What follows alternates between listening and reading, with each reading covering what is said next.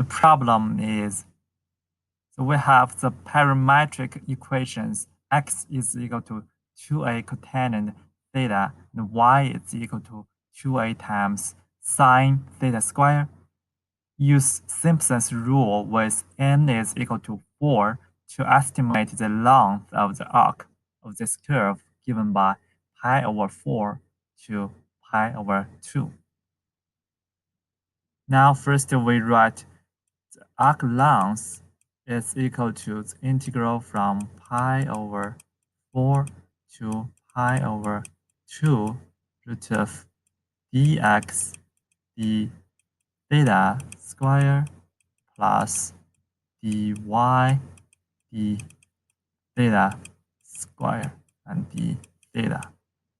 So this is equal to the integral from pi